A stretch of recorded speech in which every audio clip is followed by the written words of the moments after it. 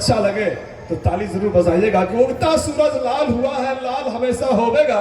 अरे राम नाम कमाल हुआ है, कमाल हमेशा होवेगा। इन चंद पंक्तियों के साथ कवि नीलेश को बुलाता हूं कि तुम्हारी ही यादें हैं, किसी और की नहीं। तुम्हारी ही यादें हैं, किसी और की नहीं है। तुम्हारे जैसे हम किसी गैर के नहीं। कि तुम्हारे बाद मोहब्बत अब किसी से नहीं। कि तुम्हारे बाद मोहब्बत अब किसी से नहीं, अपनी हंसी से भी नहीं, अपनी खुशी से भी नहीं। कवि नीलेश। सबसे पहले माँ सिमरिया पे कुछ पढ़ दूं, क्योंकि ऐसा नहीं लगे कि मैंने कुछ पंक्ति सिमरिया धाम के लिए पढ़ता हूं, उसके बाद अपने स्टाइल में पढ़ूंगा कि सत सत बार नमन है तुमको, सत सत बार नमन है तुमको, सत सत बार प्रणाम, पावन पुण्य प्रताप यही यही सिमरिया। वाह, बहुत सुंदर, बहुत सुंदर, बहुत अच्छे।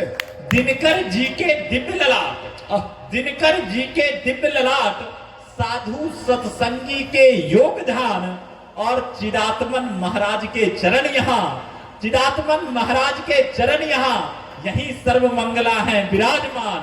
और क्या इच्छा है हमारी कि कल्पवास हो, कल्पवास हो, महाकुंभ हो, कल्पवास हो, महाकुंभ हो, शाही हो स्नान, कल्पवास हो, महाकुंभ हो, शाही हो स्नान, और जीवन का आखिर द्वार यही यही सत्य है राम। क्या बात, बहुत सुंदर, बहुत बार नमन है तुमको, सत सत बार प्रणाम, पावन पुण्य प्रताप यही यही सिमरिया। बहुत सुंदर, बहुत सुंदर, बहुत अच्छा। माँ गंगा। एक बार माँ गंगा के लिए जोरदार तालियां बजा दें तो मैं फिर अपनी भूमिका में आ जाऊंगा। स्वागत है, स्वागत है। और जैसा कि सर ने अनुभव की बात बता रहे थे, शेखर सावंत सर जो कह रहे थे वो अनुभव था उनका।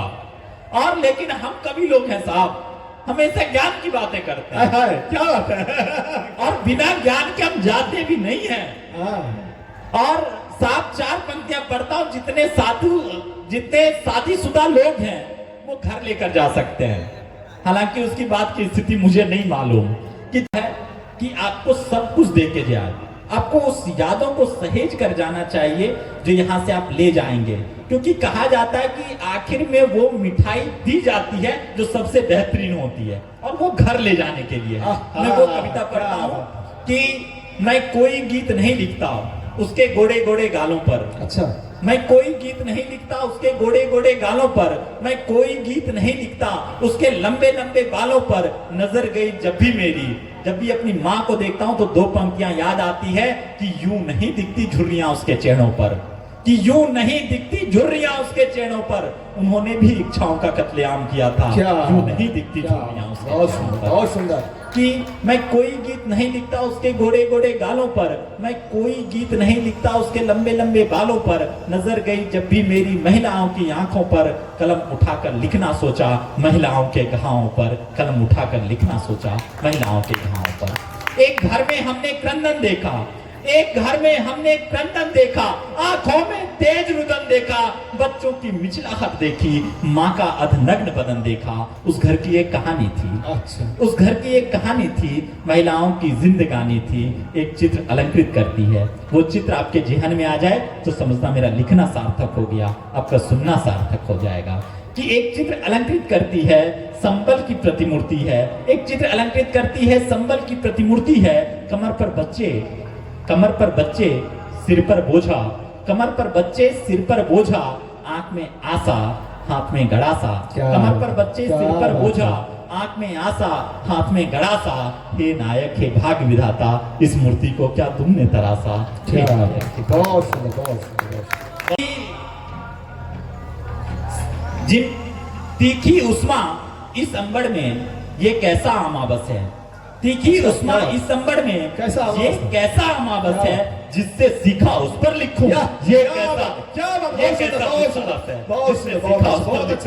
कैसा दुस्साहस है।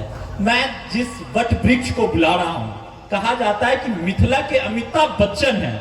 दो पंक्तियां मैथिली में पढ़ता हूँ सर कि मंदिर में प्रसादी भेटलो, किसी और की है कि मंदिर में प्रसादी भेटलो, मस्जिद में बतासा आ मिथिला के वासी छौ हम सब मैथिली हमर भाषा। क्या बात है, बहुत सुंदर, बहुत सुंदर, बहुत अच्छा। बुलाना चाहते इस वटवृक्ष पर जो अभी तक बैठे हुए थे, और देश भर में जितने भी कवि के मंचों का नाम सुने होंगे, जितने राज्यों का नाम सुने होंगे, उन तमाम मंचों पर अपनी प्रस्तुति देने वाले मिथिला के अमिताभ बच्चन। और जब इनकी मैथिली के गीत को आप सुन लीजिएगा तो जिंदगी में इससे अच्छी कविता, इससे अच्छी गीत आप नहीं सुन पाइएगा। हम बुलाना चाहते हैं श्रद्धेय सच्चिदानंद पाठक सर को। सर बहुत